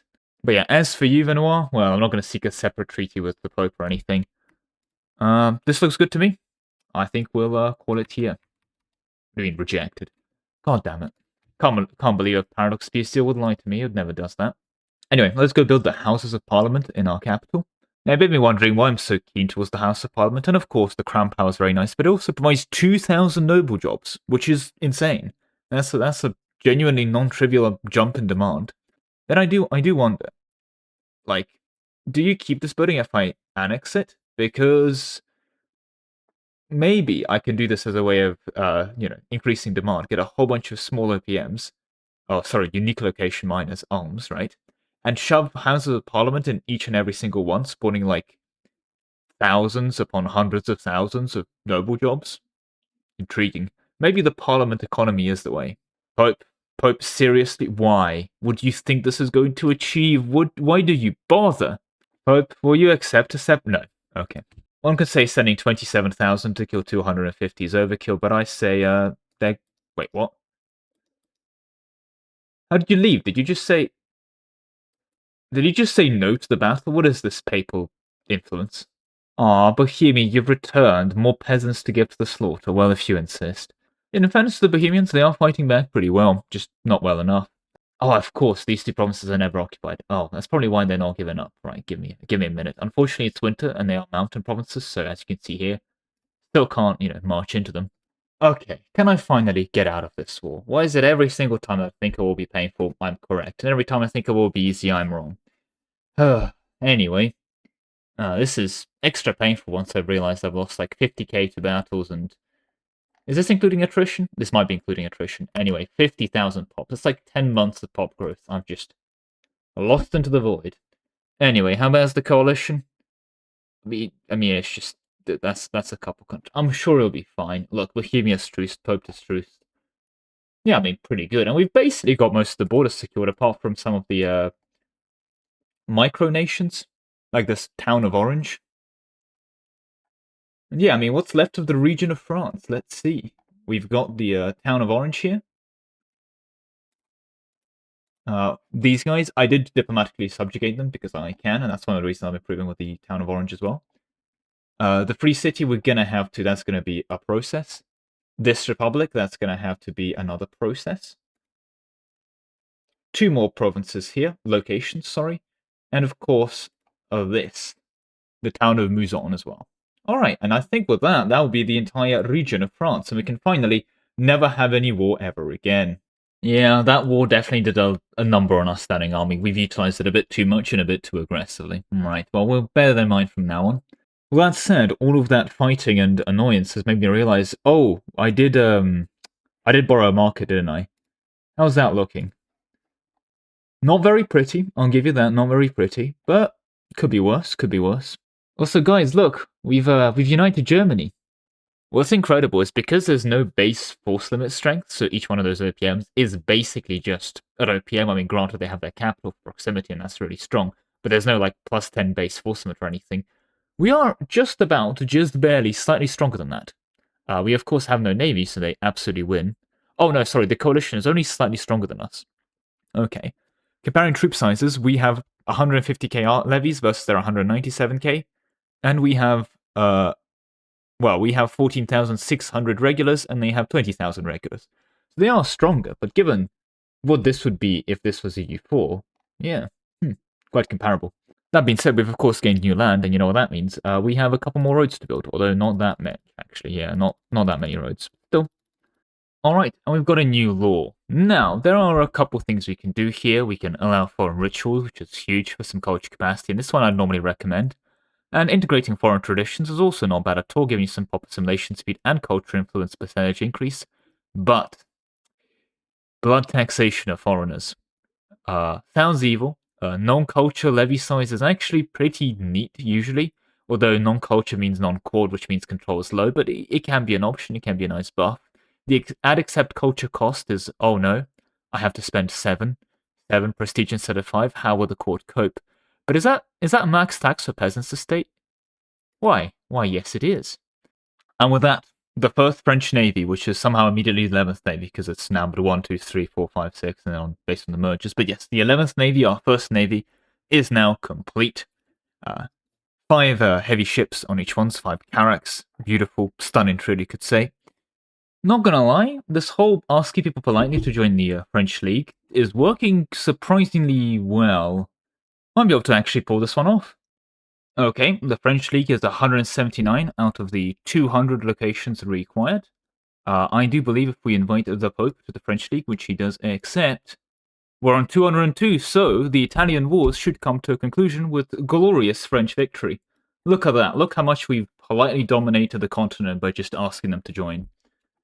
And there it is, international organization's victory in Italy, despite fierce and unyielding resistance from the Italians when we were invading the region of France. Don't worry about it. Anyway, despite their fierce and definitely very real resistance, we are now in domain of Italy, definitely. Those who have sought to interfere with our plans now cower behind tall walls, fleeing the merchants of our great army, fleeing the marching of our great armies. Today marks a new age of the region, and our unquestionable claim upon it. I don't know what this does, to be fair. No, we didn't get any new subjects or anything. Okay. We gained 20 prestige and victory in the Italian Wars for 10 years. 2 day prep and some monthly army tradition. I mean, the army tradition is actually huge. That prevents my decay by 50%, but also that's 10 years. Oh. In fairness, everyone in Italy does also love me because I've fought on our side in the Italian Wars, but beyond that, well, that was a bit pointless. I've spent all this time improving relations with people. Yeah, I really think you were meant to conquer Italy using that whole scenario. I think diplomatically doing what I did and just basically I've allied the Italians and gave them independence because you got a lot of war goals and a lot of ways of actually invading Italy. I think that's what you were meant to do and not what I did. All right, well that's in the know for next time if I can be bothered to invade Italy. But for now though, we have an institution to embrace, namely of course the printing press. That's a lot of money and a lot of stability, but we'll recover. We'll do it. Regarding our research, well, we were doing Land of Culture because the idea was to grab the possible government reforms. However, I'm going to pick up the plus 10% max literacy flat first. That's pretty good. And there's some pretty nice stuff here, don't get me wrong, but we'll come back to that in a second, especially promoting institutions will be helpful later. In the middle branch, institution growth, jewelry output, I mean, this is all nice, don't get me wrong. Paper workshop and book output will be huge, actually, but and so will cabinet laws and peasant estate equilibrium and crown power and paved roads and cabinet seat. And on the left, there's a flat monthly diplomat, some building costs, speed of integration. I mean, this is all frankly amazing. Even some camp power, army maintenance. I mean, this is our French stuff. Yeah, I mean, just everything here is great. No, the County of Orange didn't just do that. So I had a revolt in Avignon. I went to crush it as one does, but Orange declared on the county and moved in and annexed them. No, that's just... You can't do that. That's evil. And I'm saying that with this kind of coalition. Okay. Guess that reminds me I can annex you, but that's not how I expected to lose land. Okay, we've now gained our next government reform, and we have a couple more to choose from now that we're in the next stage. This would be quite funny to become an admiralty regime. The fact we can just switch into that is kind of ironic. Do we just not have a major reform? I guess meritocracy and agricultural cultivation is not, and yeah, French monarchy is not a major reform. Nice. It's a pretty good reform, but yeah, it isn't. This could be not bad, just to get a bit more traditionalist progress, really struggling with that, but... Ooh, mining community, that is good. That is one of our unique traditional economies, but we all know what we're here for. Universal serfdom, minus 50% peasant power, plus 0.1 monthly progress to serfdom, and 33% crown power. What can I say, apart from say less? I guess there's royal decree and, privy council and royal commissions, who cares? Universal serfdom, please? Well, alright, with 0.22 centralization ticker, 0.25 serfdom ticker, and, some willpower, I think it's finally time to give some stuff to the Petit Pois to get more progress towards, in fairness, making them happier so we can tax them more. No, I think it's time to both give them commoners administration and decrease their levies. Which means 10% more tax rate. Don't mind if I do. Can now tax them at 50% pretty consistently. And that's quite a bit of money. Aha, and there we go. On the 10th of December 1490, we'll finally be able to embrace meritocracy. Definitely under an enlightened leadership, we're now meritocratic, and by that I mean I will treat everyone as a peasant. And you know what, 20% average literacy by not going down innovative is pretty good, I'd say. Anyway, we've done it. We've regained our #1 great power in the world spot. We've been doing a bit more economic scaling in this downtime while I'm trying to resolve the coalition. I'd like to say I've made good progress, but still a decent chunk of Germany. And look, they're a lot weaker than us now. Oh, and I've gained a new friend. It's these guys. They've accepted vassalization. Welcome to the French domain. See, you could all just do it diplomatically. And there we go, our last integration is complete. Now we have no quote-unquote conquered territories. Everything is part of France proper. Now finally we can get back to useful things like developing Paris. Here, for those wondering, at this point is 69.28 development. Nice. And that's convenient. We can go ahead and embrace the new world. Our final institution, meaning we'll be actually on par on all institutions. Excellent. Alright, and with that we arrive on the 1st of January, 1500s. And it's unfortunately here that I'll be concluding the campaign. We didn't quite get all of our goals, we certainly didn't get the full region of France, and while we in some ways did achieve universal serfdom, which makes me very happy, and certainly got a lot of our values achieved, max centralization, max spiritualism, max aristocracy, max serfdom, halfway towards diplomacy, but we're working on the diplomacy, halfway towards quality, we're working on the quality, didn't really get to work on the defensive. We're almost done with land, a very annoying 97% on the land if you take a look, ouch, but almost done. Max traditional economy, 100%, max communalism, 100%, and even a decent chunk of inward at the end, but that was just more cram power. The reality of the situation is that I have been playing this campaign for over a week now at this point, and the 31st is approaching, which is the deadline for this video to come out. EU5 truly is a marathon. Now, could I have finished this campaign if I'd played more aggressively? Absolutely. But I still think I've gone quite well, and for the record, still achieved most of my goals. France is almost united. Once these coalition issues are dealt with, and I believe it's only a couple of people left at this point, then I'll be pretty happy to call it there. We've frankly got very little to clean up on that regard as well. We are great power #1, overcoming even the Chinese and everyone else around us. No one is anywhere close centralized and as powerful as us, although the English are trying. They've landed in here, they've done more work on Scotland and Ireland, and I'm not sure what Saxon-Lauenburg is doing, but at this point I don't want to ask. I think we've certainly done quite well. And at the moment, passively, we're able to get our maximum tax to the peasant to 93%. Not quite the end there. Couldn't quite get it to 100% overall. But, well, I would hate to disappoint you. How much could we actually achieve if we did full send our taxes? Well, for that, we will need to call Parliament. Sure, I'll support a noble cabinet. Wait, develop interior will give us extra progress towards land. Oh, sure. It doesn't really matter. What we will need to do is reduce opinion, whatever. Now, all we need to do is request additional taxes from Parliament, and with those additional taxes, normally we'll be making 1,371. But with those additional taxes, we're able to tax the nobility an incredible 49%. We're able to tax the bourgeoisie a truly stunning 74%. And the Petit Pois, other people, we can tax them 100%, and their loyalty stays above 0. They actually have one loyalty equilibrium. With even more serfdom, extra state equilibrium, and other bonuses, we'll be able to give them even more bonuses. For example, the means of production, free mobility, and all those things, if we had to get the ability to tank monthly progress to free subjects, which actually I think we might be able to. Yeah, we'd be able to tank it right now, to be clear. But yes, we'll be able to get their happiness up. And if you check our research, look, there's even more things that give peasant estates equilibrium. So we would have suddenly been able to really work on this and keep those taxes ridiculously high. But the truth of the matter is that, well, I am out of time. This is our tax-based economy, for those wondering. We've gone from 47 income to 2,445 in the span of 150 years. And not only did we achieve our goal of 100% peasant tax rate while they're happy, well, at least above zero, well, I'm pleased to say that France is not only the economic hegemon, not only the greatest military force on the planet, not only the greatest navy on the planet, not only the best diplomacy, but also, clearly, the superior culture, as we are also cultural hegemon. We are great power number one, with all 5 hegemons secured. This is really bad for our cost of court, but we don't talk about that. Indeed, this is what peak France would look like. Well, if I've convinced you to grab EU5, well, please make sure to use my code down below, it really helps out the channel. But with that said, I'm afraid that is all the time I have for you today. Thank you very much for watching, with a special thank you to all my channel members, especially Ark, Solar, Lemon, Oldendika, Nekas, Nanhatan, Star72, The Awesome Rabbit, Best Pro Gaming, Grandma Flavia, Lebarule, W Haste, Sov, Anthony35, AC Napo, Conspiracy Pizza, Yukata, Dunray, Marvy, Jack, Ryland, Stuart Allen, Andrew Black, Nebula, Zentronic, and Twynet.